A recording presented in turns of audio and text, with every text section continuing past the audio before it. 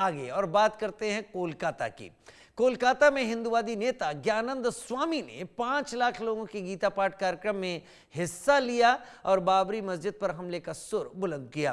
कार्तिक महाराज ने कहा कि बाबरी के नाम पर मस्जिद पर आपत्ति है। इसके अलावा अलग अलग धार्मिक नेताओं ने बाबरी मस्जिद पर कई बयान दिए। रैनिक दत्ता की ये रिपोर्ट देखिए। पश्चिम बंगाल में पहली बार 5 लाख के ऊपर धर्मगुरु एक साथ गीता पाठ कर रहे हैं। ये जो एकता, जैसे कि बार बार से कहा जाता था, एकता को एक होना पड़ेगा, सबको एक होना पड़ेगा, क्या यही एक मैसेज देना चाह रहे थे आप लोग? नहीं, मैं मैसेज देना चाहता हूँ भारत सेवा संघ की ओर से। ये हजारों साल की पराधीनता से, हमारे भारतवर्ष गुलामी से हमारे धर्म को भुला दिया गया था। हम यहाँ के बंगाल के लोग धर्म को नहीं मानते हैं, धर्म भूल गए हैं, अंग्रेजी टोपी पहने हुए हैं, इसीलिए गीता पाठ भूल गए हैं। लेकिन देखिए, अंग्रेज लोग वहाँ चर्च में जाते हैं, हमारे मुस्लिम भाई जाते हैं मस्जिद में, कुरान पाठ करते हैं, बाइबल पाठ करते हैं क्रिश्चियन लोग।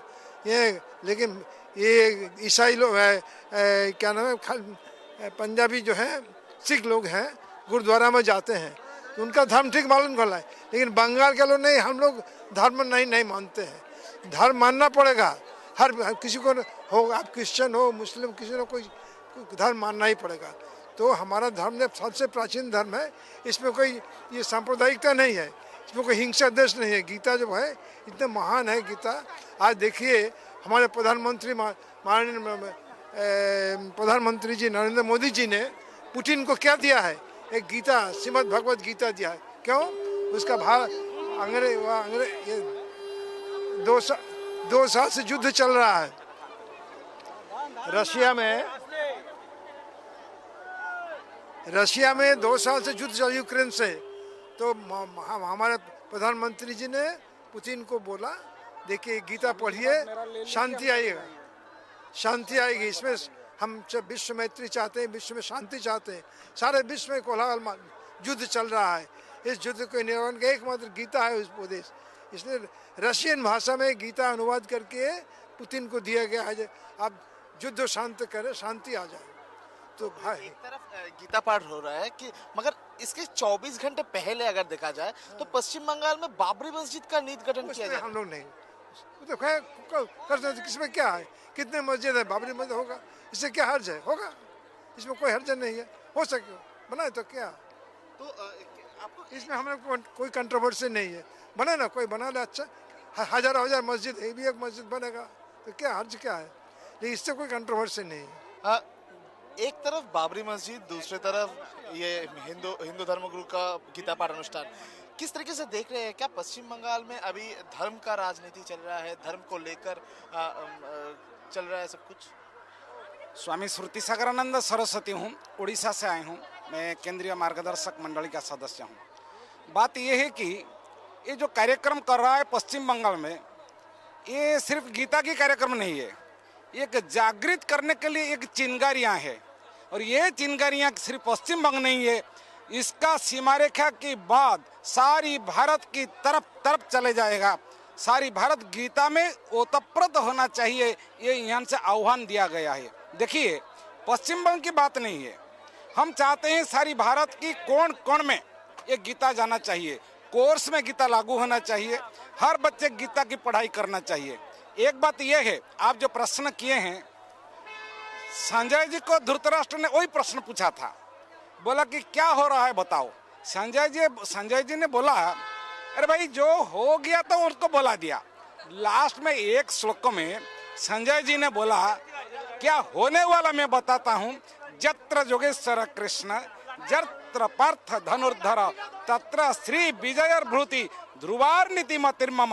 बात यह है कि जहाँ पर योगेश्वर कृष्ण है और जहाँ पर पार्थ है, इधर विजय जरूर होगा। ये बात पश्चिम बंगाल को जाना चाहिए, और जरूर हिंदू का होगा, हिंदू धर्म का होगा। जय हिंद, जय भारत। पश्चिम बंगाल में पहली बार 5 लाख के ऊपर लोग एक साथ गीता पाठ कर रहे हैं, किस तरीके से देख रहे हैं ये नजरिए को? वस्तुतः ये जो आयोजन है, ये एक आह्वान, जो गीता पाठ घरे घरे का आह्वान हुआ, और जिस ढंग का उत्साह और उल्लास आज इस आह्वान में दिखा।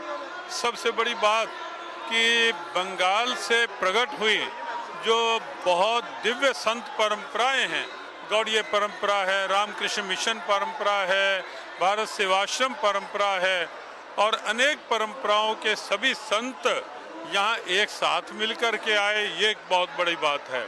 और साथ ही साथ आज के इस आह्वान में, आयोजन में जात पात, वर्ग वर्ण, ऊंच नीच सब दीवारें हटी हैं और हिंदू मात्र सनातन सोच के साथ हम एक बने, हम नेक बने के आह्वान को चरितार्थ करता हुआ यहाँ दिखाई दिया है।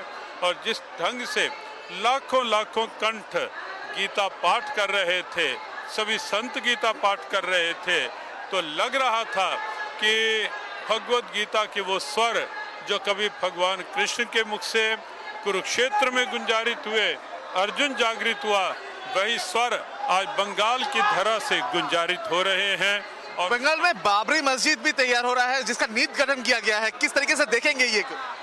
हाँ, हमें लगता है कि ये सोच बहुत ही एक निकृष्ट सोच है कि वो बंगाल जहाँ रामकृष्ण परमहंस का प्रगट्य हुआ, वो बंगाल जहाँ चैतन्य महाप्रभु की दिव्यता प्रकट हुई, वो बंगाल जहाँ स्वामी प्रणवानंद, वो बंगाल जहाँ ओंकारनाथ ठाकुर, रविंद्रनाथ ठाकुर जैसी दिव्यताएं प्रकट हुई, और वो बंगाल जिसने देश को राष्ट्रगान, राष्ट्रगीत दिए, उस बंगाल में एक आताताई के नाम पर मस्जिद की शुरुआत करना वो निश्चित रूप से बहुत निकृष्ट सोच है।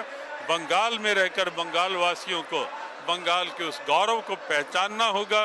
और आज